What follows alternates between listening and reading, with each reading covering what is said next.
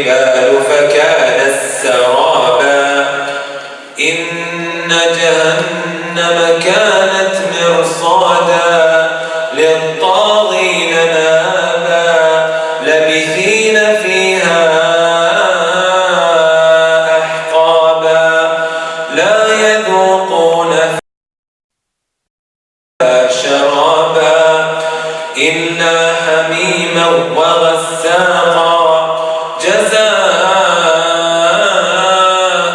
وفاقا إنهم كانوا لا يرجون حسابا وكذبوا بآياتنا كذابا وكل شيء أحصيناه كتابا فذوقوا فلن نزيدكم إلا عذابا إن للمتقين مفازا حدائق وأعنابا وكواعب أترابا وكأسا دهاقا لا يسمعون فيها لغوا ولا كذابا جزاء من ربك عطاء حسابا رب السماوات والأرض وما بينهما الرحمن لا يملكون منه خطابا يوم يقوم الروح والملائكة صفا لا يتكلمون إلا من أذن له الرحمن وقال صوابا ذلك اليوم الحق فمن شيء اتخذ إلى ربه مآبا إنا أنذرناكم عذابا قريبا يوم ينظر المرء ما قدمت يداه ويقول الكافر يا ليتني كنت ترابا. الحمد لله رب العالمين صلي وسلم على المبعوث رحمة العالمين بعثه الله شاهدا ومبشرا ونذيرا وداعيا إلى الله بإذنه والسراجا منيرا. I want to first start off by thanking the administration of the masjid. May Allah subhanahu wa ta'ala reward them with excellence. I know how difficult it is to sort out and to organize programs, especially with it being only yesterday. It was very, very last minute that this was organized with our brothers and sisters at Halal Eventbrite. Wallahi, it's very, very heart-touching to see all of you guys attending the program, even at such short notice. I ask Allah subhanahu wa ta'ala to add this on your scale of deeds. The second thing that I want to mention, my brothers and my sisters,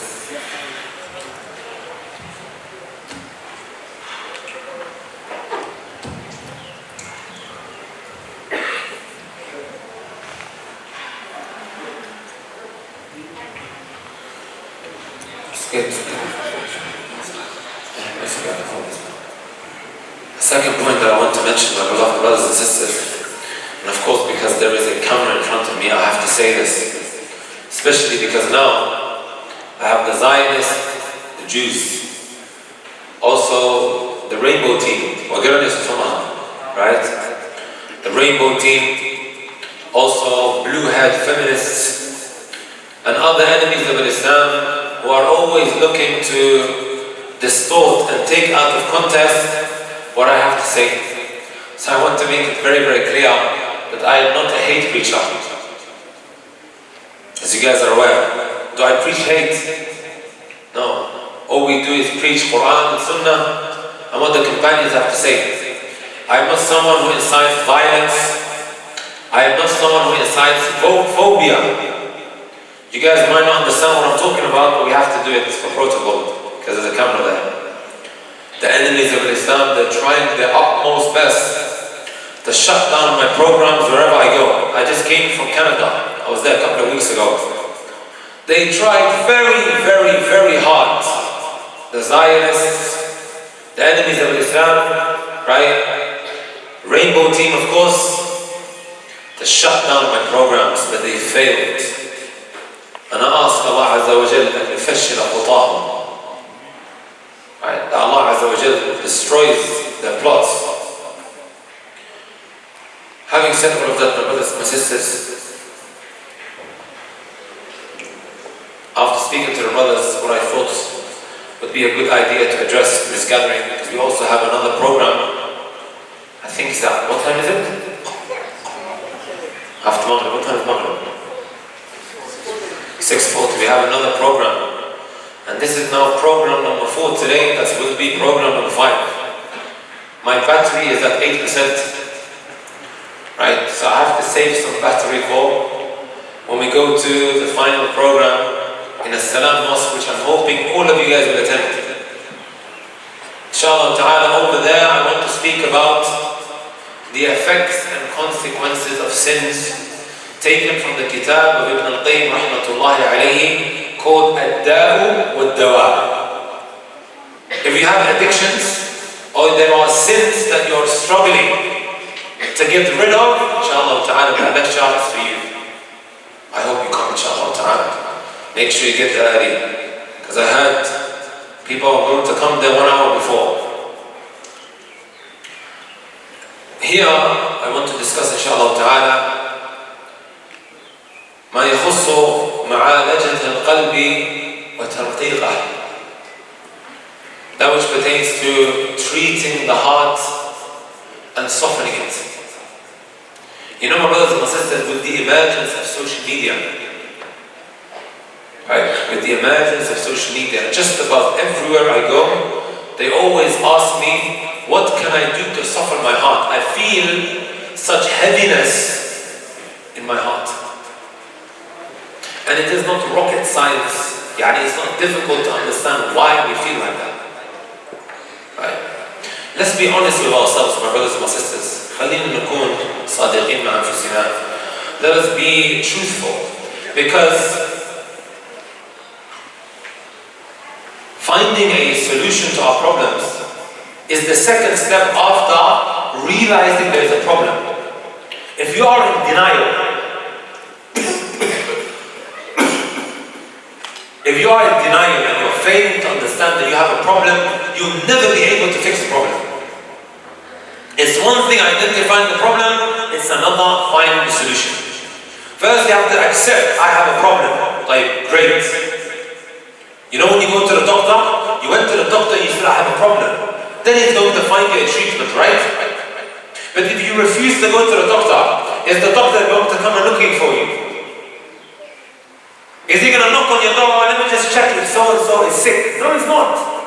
You have to go and look for the treatment. So we have to first accept that there is a problem. Right? A lot of us, I know this and you know this.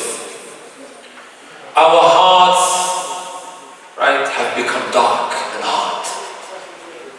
Right? Shall I tell you how you can maybe see whether this is a reality or not? Wake up in the morning, right, and put all of the distractions that takes up from your time on a daily basis to the side. What are some of the distractions today that people have become busy with? Who can tell me? What are some of the distractions? Sorry? He said fitnagram. Good. Snapchat. Social media. We put that to the side. Good. Social media. What else? What are people doing throughout their days, right? Busying their minds with. What are they doing?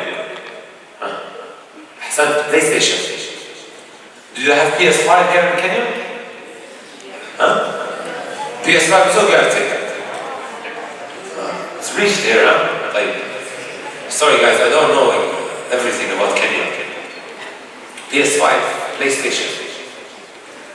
What else? What else are the people doing to pass time? What are they doing? said gambling. Hey, what else? Watching TV. You guys have Netflix here? Why are you guys laughing? You have, right? Oh, they watch it a lot, What else? Nintendo, we said games. Hey, what else, guys?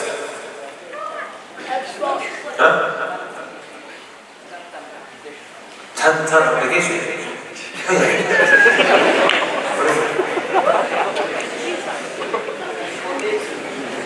For dating.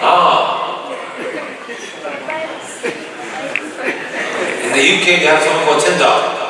It's a dating app.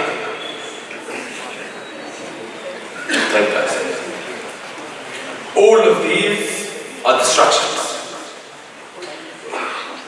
Take that and put it to the side. Take that and put it to the side. See how you feel. When you put all of that to the side, go for a walk. Go for a walk outside. If you start getting agitated, like someone who's on drugs, they get agitated, right?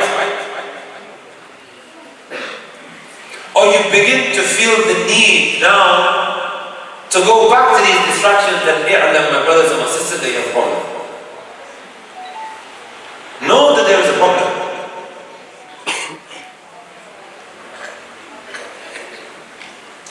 I'm going to share something with you guys, right? I have a sister-in-law that is not Muslim. She's your average white lady that is working as a nurse in Switzerland, right? When I was in Egypt with my family, she came over after my wife gave birth to see her new niece. And I thought this was a perfect opportunity now to brainwash. So we sat down. I asked her a very simple question. What do you do in your free time? What do you do in your free time? Because you work long hours, you're a nurse. What do you do? Right? She said, I have to watch Netflix. And wallahi, she done this with her hands. Otherwise, I will go crazy. Wallahi, she did that with her hands when we were sitting there, right, in Egypt. Right? All of these different avenues, whether it is the entertainment industry, you have Hollywood, Bollywood, Somaliwood, right? Whether it is entertainment industry, the music industry, the games industry, right? Also sports industry. They are all billion-dollar industries. Did you guys know that? Billion-dollar industries. How come they're making so much money? I'll tell you guys. Because many people today on the face of this earth, if they don't occupy their minds with all of that which I mentioned, they will lose it. They have to busy their minds with these things. And they are just feeding off the sadness of people. I speak to a lot of rich people, right? They don't need to work. You know what they suffer from? Having too much time. Having too much time, my brothers and my sisters, can be what? A problem. Right?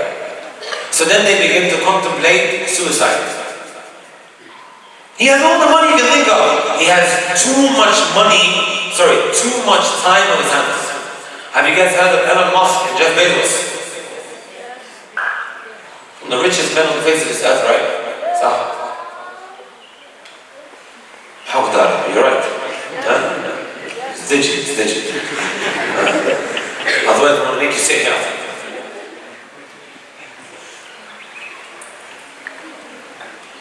Where do they want to go?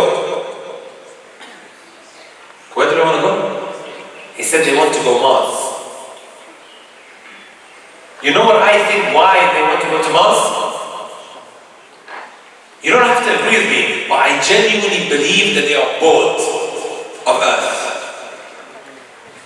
They are bored of earth. When you've got that much money, my brothers and my sisters, and you've tried everything, and you've bought everything, you've tasted everything, you are always thinking about what is next. That's why I believe they want to go to Mars. And they will spend forever to, experience new life. الشاهد من الكلام, the reason why I mention all of this, my brothers and my sisters, is that the way Allah Azza wa Jalla has created your heart, it craves, it cries out for its creator. It needs Allah. Otherwise, you're going to be no different to all of these people that have been caught up in these different industries, wasting their life away. Look at the football supporter. You guys watch Premier League, huh? Look at the addict. He's an addict, right? Saturday he's watching game after game. Sunday he's watching a game, right? He supports whoever it might be. Let's say Arsenal. Sports. He's constantly waiting now for the next game. Am I wrong to say that? If you're a football addict, throughout the week now, every day of the week, right? They have games for you to keep you distracted. Think about it. Champions League is on which days? Tuesday, Wednesday. And then on Thursday you have what? Europa League. And also they have something else now. What's it called? Conference League. Friday they have a game as well. And then you have what? Saturday, Sunday. To keep your mind distracted. You become enslaved. You become addicted to it. Right? You take this out now, if you take it out now of somebody's life, you take it out of his life, wallahi, my brothers and my sisters, at that moment in time, it will make you go crazy.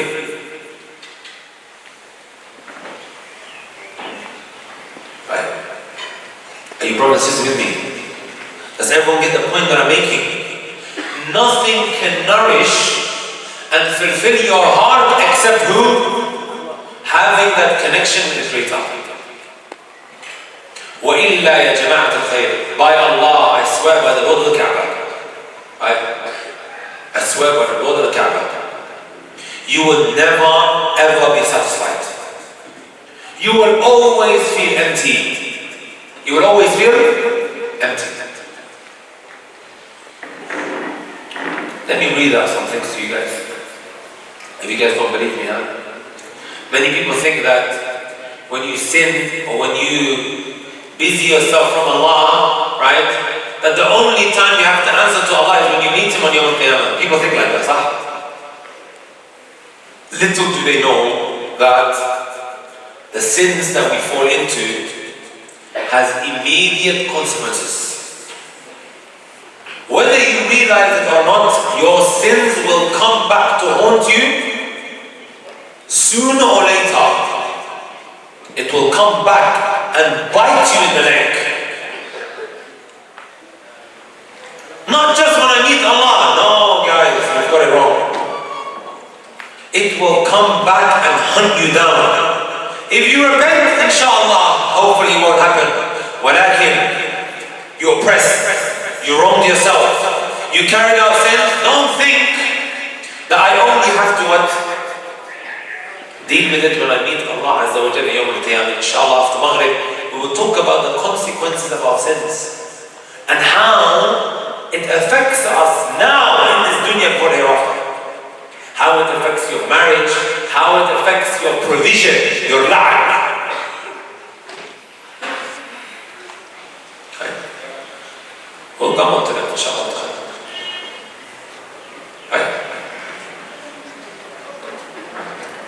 Let me read out, my brothers and sisters. And by the way, some of you guys may have heard in the different programs that I gave, these are real life examples. My Instagram is full, brothers and sisters. It is full of what? Of shabab or shabat, young brothers and sisters, just like you guys, just like everyone here. who are sick and tired of the lives that they're living over there. I know a lot of people in Kenya, they want to go to the UK. They want to go to the colonizers. Sah?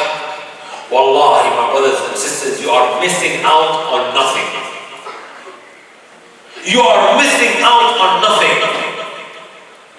They over there are sick and tired of their lifestyles, looking for answers in how to get them out of the spiritual emptiness that they're suffering from. Empty inside. No matter how much money I give you, wallahi, that's not going to change the situation.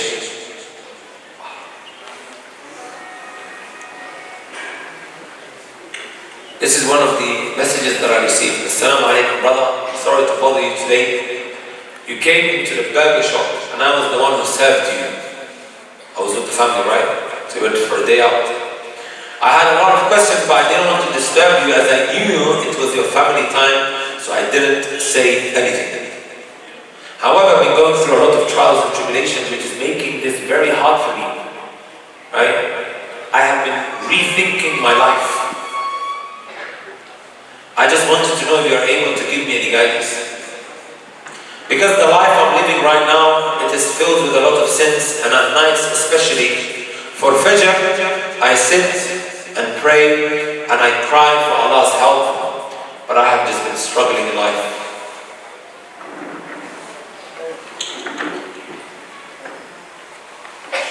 Another example, this is an email that I received. I have a lot, 8, 9 that I took a picture of and I saved it. There's every day somebody's coming through. 22-year-old male, he writes, zina, right at the top. Says, Assalamu alaikum, Shaykh, please can you help me? I've done zina for almost a year now, with many, many girls. I am completely broken, empty, and I don't want to live anymore. My family doesn't know what I've done, only my mother does. Everyone who looks at me says that I look lifeless. I have lost my appetite for food, lost the will to go on. I really need some advice, please help me.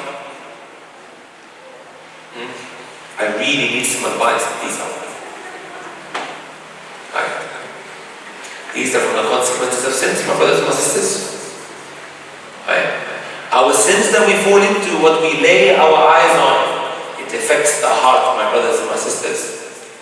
It leads you down a very, very dark road. You guys know exactly what I'm talking about. It leads you down a very, very dark road. More later on, inshallah ta'ala.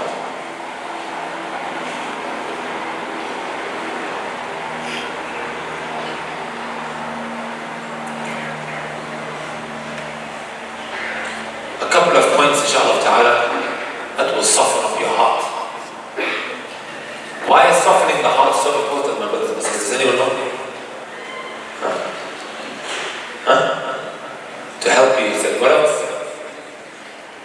Why do we want to mainly soften up our heart? What is it that we want to achieve or acquire? Put your hand up if you memorize the Quran. Hi, Jamal. I thought Kenya had a lot of fun. Maybe you guys are shy. Put your hand up if you're memorizing the Quran. You're in the process of memorizing the Quran. That should be everyone.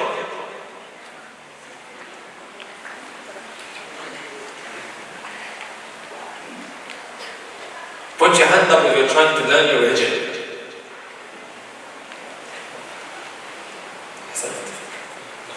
That should be everyone. Young, old, millionaire, poor. Everyone should be at least every day learning about his religion. Did you know, my brothers and my sisters, that if you don't have a pure heart, you will find it extremely difficult to read, to understand, to learn knowledge? You know, in Ramadan, which is the easiest time to read the Quran, right? The easiest time. I always get messages, please brother, advise me, why is it that I can't pick up the Quran? Or I want to study, but it's something that keeps what? Standing in between me and seeking knowledge. Later on we will talk about that in a lot more detail. Right? some of the preventatives of ilm, right? حرمان العلم وحرمان الرزق, all of that from Kitab Ibn Hanbal rahmatullahi alayhi. He'll be a bit more studious than this one. Ibn Taymiyyah says, فإن القلب إذا كان رقيقا لينا كان قبوله للعلم سهلا يسيرا ورسخ العلم فيه وثبت. Right? وأثر. Whenever one's heart is soft and it's tender, right? The ilm will find it extremely easy entering into that kind of heart. It will affect it, it will impact it positively. That's when it's hard. وَأَمَّا إِذَا كَانَ قَاسِيًا غَلِيظًا كَانَ قَبُولُهُ لِلْعِلْمِ صَعْبًا عَسِيرًا. If it's hard and rigid, it will find it very, very difficult to enter into that kind of heart. Are you brothers and sisters with me? Right. There is a lecture I have on my YouTube channel. It is called Filthy Fathers, Cheating Husbands, and Free Mixing. Has anyone here watched it? Anyone here watched it? Filthy, you say yes? Filthy fathers, cheating husbands, right? And free mixing. So you guys don't watch the videos, huh? So I don't know where all the views came from, because that video really picked up. على كل حال, in this lecture, my brothers and my sisters, I spoke about the effects of premixing, gender mixing, when you're hanging around with the opposite gender. Something that is taken very, very lightly. All I did was, in this lecture, I wanted to address this issue a bit differently. I could easily, like I've done before, mention ayah, Quran, hadith, Quran, hadith, Quran, hadith. When you do that, what happens is, a lot of the time people think, oh, this guy is out of touch with reality. We are in 2023, this guy doesn't understand. Oh, all of these ayat in a hadith are from the Sahaba, they say. We are now in 2023. Right? We are in the West. Okay, no problem. So what I did was, I went to Islam Q&A. You guys heard of the website Islam Q&A? On Islam Q&A, there is an article. If you go to Google and you type free mixing, Islam Q&A, you know what comes up? An article which has first-hand experiences of people who free mixed and then it led them into a miserable life. People would send in, you know how they're sending in like all of these messages? They would send in to Islam Q&A when they free mixed. When they opened the door for people to come in and have innocent chit-chats over tea, what eventually ended up happening to them? Wallah, you read these first-hand statements, it breaks your heart. When I was reading it, I could hear people crying in the lecture. A woman, she would say, come, couples, you are all welcome. Friday night. Isha time, let's have dinner or let's have tea. So everyone comes with their spouses. Husband, wife, husband, wife, husband, wife, they all come to the house to have chit-chats. That same lady, my brothers and my sisters, that same lady is then sending in she's sending in her experience, the Islam Q&A. And wallahi, it is as if you can hear her crying. She said, as I'm in the kitchen, cooking the tea for my guests, my husband is cheating on me upstairs. Why am I mentioning all of this?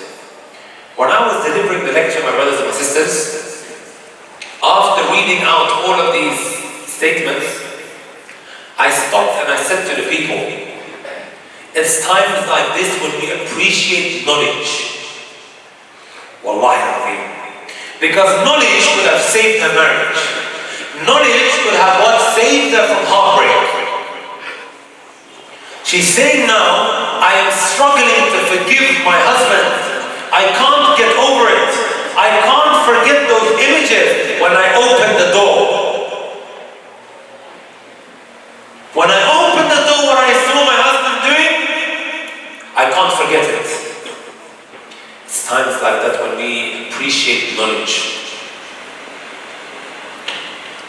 This knowledge, my brothers and my sisters, we cannot function in this world without knowledge. It is impossible. Go ask all of these YouTubers. I have collected their statements, people like Logan Paul, KSI, all of them, Fusi True, all of them, Justin Bieber, all of them talking about how depressed and miserable they are in their lives. And I'm thinking to myself at times, if you just had a bit of knowledge in how to deal with these situations, you wouldn't be like that. People think that I only need knowledge if I want to become the next mufti, or if I want to give khutbah. Only then I think, no, my brothers and my sisters, you cannot function, right, without beneficial knowledge. Mustahil. I received a message on Facebook one time. Again, same thing. Free mixing happening between two families. Sometimes they say, she's just your sister, or he's just your brother. Go upstairs, no problem. They are not brothers and sisters, they are cousins. Should two cousins be alone with one another? Anybody need to know that? My Somali is good, right? I'm now learning Somali. I'm even thinking about going to Hargeisa for 6 months to learn Somali. What do you guys think? Should they be hanging around? Wallahi, I received a message on Facebook. Two families that are neighbors with one another. In and out, in and out, in and out, in and out. He ended up impregnating his cousin. And then he's messaging me, what should we do? What should we do? Right? Because we wanted to get them both married off, but he is a drug addict. Now they have to send her to the other side of the world. This could have been resolved how, ya Jama'ah? If we studied a bit of knowledge, right? And we acted upon it. إِيَّاكُمْ وَالدُّخُولَ عَلَى النِّسَاءِ قَالَ فَرَأَيْتُمُ الْحَمُّ قَالَ الْحَمُّ. The Messenger sallallahu said, be wary. Be careful entering where women are. So the Messenger sallallahu was asked, what about the hamu? What about the brother-in-law? Who is the closest to the wife of his brother? He is the closest. The Messenger sallallahu said, Maut, he is death. If he's like that, then how about anyone else? Right? A lot of the time, my brothers and my sisters, we can save ourselves from a lot of headache, heartache, problems after problems after problems, if we just had the knowledge to deal with the situation that we're in. Or, as the doctors they say, prevention is better than cure. Ahsant. Who said that? Where did you get that from? The doctor or the he studied medicine. Where did you get it from? English. Prevention is better than cure. I'm sure a lot of us would want to prevent all of these problems from happening before it actually hits us, and then we're looking for the solution. Sah. Prevention is better than the cure. In other words, seek knowledge and you will be saved from a lot of problems. A lot of headache and a lot of heartache. I mention all of this, my brothers and my sisters, because Ibn Taymiyyah, what did he say? فَإِنَّ الْقَلْبَ إِذَا كَانَ رَقِيقًا لَيِّنًا كَانَ قَبُولُهُ لِلْعِلْمِ سَهْلًا بِسِيَاقًا. If your heart is soft and tender, right, the knowledge entering into your heart will be so much more easier. I'm going to mention, inshallah ta'ala, 4 things that will soften up your heart. I have 15 written down, but I promised the brothers I would only speak for half an hour. How long have we spoken for? What time did we start?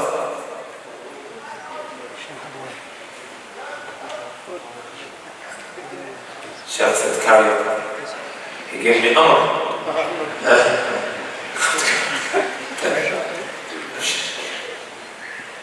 Number 1, my brothers and sisters. Number 1.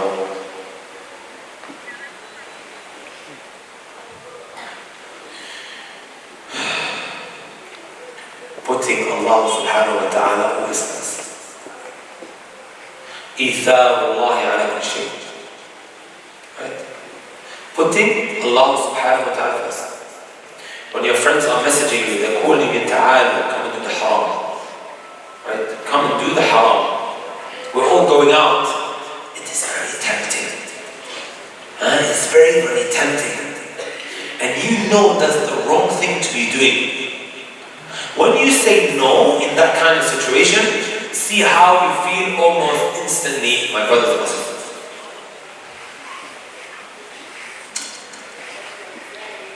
Ibn Hanbal says, "Man arada safa'a qalbi falyu'thir al-mashhad." Whoever wants a soft heart, then let him put Allah always before his shahwah, before his desires. Right?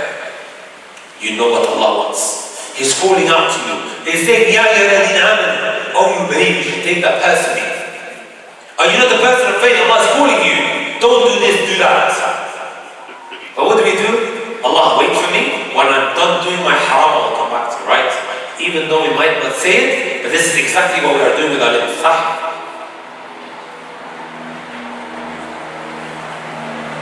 Or you are watching the football game. Today I think you're watching, what are we watching tonight? Piracy, stealing the football. And these websites from the black market. Watch the football game.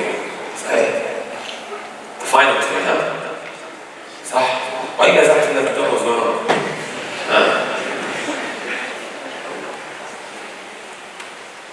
The time when the salah kicks in, Allahu Akbar, Allahu Akbar. What does Allah Akbar, Allah mean?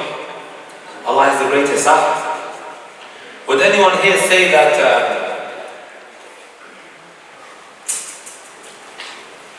what's the name? Haaland. It's greater than Allah. Would anyone say that? But when you are now watching a football game and Allahu Akbar, Allah is the greatest, Allah is the greatest, you can hear it. But you continue to watch this kafir. إِنَّ الَّذِينَ كَفَرُوا مِنْ أَهْلِ الْكِتَابِ وَالْمُشْرِكِينَ فِي نَارِ جَهَنَّمَ خَالِدِينَ فِيهَا أُولَٰئِكَ. What does Sharul Bari mean? The worst of the creation. The people of Kufr are the worst of the creation. Allah is telling this. You choose Sharul Bariyah, Haaland, over Allah. Wallahi, you will feel dark inside of your heart when you do that. And when you stop, you get up and pray to Allah. You enter into that meeting with Allah subhanahu wa ta'ala. See how you feel, my brothers and sisters. Leaving something for the sake of Allah subhanahu wa ta'ala. Allah will always give that person that which is better. Ibn Taymah Ibn says, وَلَيْسَ لِلْقُلُوبِ سُرُورٌ وَلَا لَذَّةٌ تَامَّةٌ إِلَّا فِي مَحَبَّةِ اللَّهِ وَالتَّقَرُّبِ إِلَيْهِ مَا يُحِبُّهُ وَلَا تُمْكِنُ مَحَبَّتُهُ إِلَّا بِالْإِعْرَاضِ عَنْ كُلِّ مَحْبُوبٍ سِوَاهُ. That heart will never find happiness and ultimate sweetness except by loving Allah and gaining closeness to Him in the things that are beloved to Allah subhanahu wa ta'ala and turning away from everything else. Is Allah saying to you, don't have fun? No! Go enjoy yourself. If you want to go to the restaurant, go. Right? No, go, ما في مشكلة. But Allah comes first. Number one in my life. And shall I tell you something, guys? When you make Allah always first, you will always be first with Him. You need something? Guys, take this from me. Believe me. You need something. Because you're always putting Allah first, you will always get it first. Even at times when you don't ask Allah for it, because you're always putting Allah first, it will come.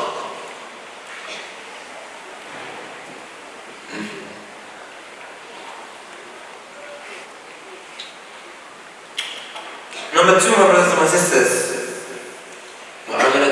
to treat the people nicely. Does it cost to treat people nicely? Does it cost money? يقول ابن القيم رحمة الله عليه فليس للقلب أنفع من معاملة الناس باللطف وحب الخير لهم. There's nothing more beneficial for the heart than and treating the people nicely and loving good for them. And loving good for them. Allah blessed you. You are now doing great in your business. Help the other guy. That hadith, لا يؤمن أحدكم حتى يحب لأخيه ما يحبه لنفسه. You don't love something for the sake of, you're not a true believer until you love for your brother or you love for yourself. We might know it, but do we actually act on it? In order for you not to become a big businessman, right? You had to do mistakes on the way there. You lost money. Now this guy, he comes and seeks your advice. Are you going to say to him, Akhi, don't make mistakes like me? And then you will know, can I just maybe give him a shortcut? Help him. Look how you feel almost instantly. Wallah, and remember, the rizq is in the hands of Allah. Provision is in the hands of Allah. Sometimes people think that, oh, this guy will become my competitor. He will become my competitor. He will take half of my money, half of my customers. No, don't look at it like that. Look at it, perhaps if I help him now, Allah is going to open another door for me. Two more and I'm done, my brothers and sisters. Yeah?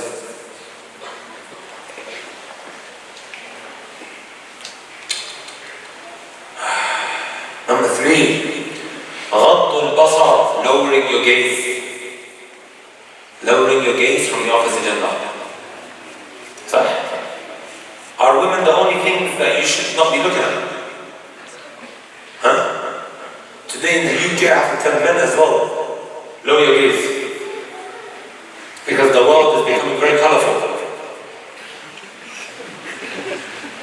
Wallah, men are getting these... Ibn Hanbal mentions, and he took this from Mujahid, Ibn Jabbar, from the students of Allah ibn Abbas. غض البصر عن محارم الله يورث حب الله. Lowering your gaze from that which is haram, it brings about the love of Allah. Right? Ibn al-Qayyim mentions that there are 3 benefits. 3 benefits that you will walk away with when it comes to lowering your gaze. Number 1, حلاوة الإيمان ولذته. You will taste the sweetness of Iman, you will feel pleasure. He says, وَمَنْ تَرَكَ شَيْئًا لِلَّهِ عَوَّضَهُ اللَّهُ خَيْرًا. When you don't leave something for the sake of Allah, I will give it out, it's better. Number 2, نور القلب وصحة الفراسة. Do you guys know what that means? Farasa? Intuition. You guys know what that is? Or should I explain it? Intuition. At times, some people, they can see danger before it has come. They will look at a situation, they can see what other people can't see, that's going to come out of the situation. So, understand now? Many people, they don't see that something is a problem up until it happens. Some can smell the danger, intuition. And they will tell them, no. This situation is problematic. And people are like, what can you see? Why is it you can see something I can't? And then later on they realize. Number 3, قوة القلب وثباته وشجاعته. Allah Azza wa Jalla will make your heart strong and brave. وَيَهْرَبُ الشَّيْطَانُ مِنْهُمْ. Even the shaitan will run away from you. This is when you make it a habit now to look down. Shall I tell you guys of a ibadah sirriya? A private good deed? Because we encourage all the time, my brothers and my sisters, if you want Allah to lift you, be someone who has private deeds that no one knows about. And it's a big reason that Allah will keep you firm. Poetry says, عبادة الخلوات سبب للثبات وذنوب الخلوات سبب للكساد. Sinning in private is a big reason why you will go far astray. You will fall off. Doing ibadah in private that no one knows about is the opposite. It is a big reason why you will be what? Strong with you. I'm going to share something with you guys. You're walking outside with 4 guys. All of you are walking outside. And then there are 4 girls that walk in front of you. What should you be doing? Is it 4 on 4 now? Is it 4 on 4 guys? أعوذ بالله doing? Lowering your gaze. Sometimes you walk, my brothers and my sisters, you and your friends are walking, and then a lady is walking on the other side. You might be able to see her if you do this, but your friends can't see you. Your friends don't know that you are looking with the deceptive eye. Right? Even though Allah does, يَعْلَمُ خَائِنَةَ الْأَعْيُنِ وَمَا تُخْفِي الصُّدُورُ. Allah knows the deceptive eye. What's the point that I'm trying to make? When you are like that, you have the ability to look at that lady that no one can see except you. You put your eyes down. Your friends don't know that you are stopping yourself from laying your eyes on haram. They don't know that. This is the ibadah that is hidden, private act of worship. Even though you're not inside of your room, but no one can see you doing that. Did everyone get the surah? Did everyone get the point that I just made? And how this is a private, secret act of worship. When you make that a habit, my brothers and sisters, your life will take a turn for the better. You'll be in a better place spiritually. Right? You will be in a better place spiritually. And the shaitan will get scared of you. He will run away from you. Let's be honest, my brothers and my sisters. Isn't our eyes destroying our lives today now? Especially with social media? Isn't it our eyes, my brothers and my sisters? Which leads us now to become infatuated. Ibn Jawzi said, أصل العشق إطلاق البصر. The root cause for becoming infatuated is what? Not lowering your gaze. It is the root cause. كما يخاف على رجل يخاف على المرأة. And then he said, وقد ذهب دين خلق كثير من المتعبدين. Right? He says many people of worship, devout worshippers, would come to the masjid all the time and pray to Allah. They lost their religion. He's not talking about the iyad suq. No. He's talking about someone who comes to the masjid and is a devout worshipper. They lost their deen, their faith, because of what? Not lowering the gaze. The last one that I'm going to mention, my brothers and sisters, actually I'm going to quickly mention two. One of them is what qira'at al-Quran, reciting the book of Allah subhanahu wa ta'ala. Reciting the book of Allah subhanahu wa ta'ala and reflecting on it. Almost instantly, wallahi, you will feel better. You've been on your phone all day and you begin to feel a hardness. Put your phone to the side. Sit between Maghrib and Isha. Just read Quran, see how you feel straight after. But leave your phone at home. Not I read a page and then I look at my Snapchat. One of the Somali Sheikh, I believe, it was, على كل حال, he referred to Snapchat as wasakh chat. Right? You guys know what I'm talking about. One moment you're looking at the page and then, how many is that? 4, sah? Last one, Mujalis, sitting with the righteous. When you sit with the righteous, your iman goes up, my brothers and sisters. And when you sit with people with doubts, your iman will go down. You will begin to feel doubtful. Right? There's a lot that can be mentioned. This is why some of the Salaf of the past, they would say when someone's feeling down, go to righteous person, that person there, and just hang around with them, speak with them. Sometimes looking at certain people, Allah calls your iman to go up. Right? What was number 1? Putting Allah first. Number 2, treating people. Number 3, lowering your gaze. Number 4, qira'at al-Quran wa tadabburuhu. Number 5, sit with the righteous. On my YouTube channel, they have the remaining 10 because I went through 15 of them. Yeah, when you get a chance to watch it, inshallah. Before I leave, my brothers and my sisters, what are we going to do now? We're going to stop seeking knowledge. We only come to the programs when Abu Taymiyyah comes into town. No, my brothers and my sisters. Your iman goes up when you go to a lecture. It will just come back down if you're not regularly studying. So we need to regularly learn about our religion if we want to be in a better place. Lectures are like painkiller. You guys know what painkiller is? What do you guys have? In the UK we call it paracetamol. Panadol. You have Panadol, you feel better, then you become sick again. Does it deal with the underlying issue? No. You need operation. That's what ilm is. Long term. You know, my brothers and my sisters, we have in the crowd, sitting amongst us, Shaykh Abdul Rahman, who teaches weekly. What is Shaykh Abdul Rahman? Where do you teach? Please tell us. Masjid Rahma. Huh? Masjid Rahma. What time? Fajr. بعد الفجر. These guys are not going to wake up Fajr. Huh? They can wake up. I'm joking. No, inshallah they will. Fajr? No. Every day? 2 times a week. When? Saturday and Sunday. Saturday and Sunday, Masjid Rahma Fajr. Regular classes. I'm sure the Shaykh. And there are other classes as well. Our Shaykh Abdul Rahman, he studied in Yemen. And he brought home the knowledge for it to be benefited from. Benefit, my brothers and sisters. Wallah, you will see a big change in your life altogether when you're studying regularly. Your conscious of Allah Azza wa Jalla will change. Different person.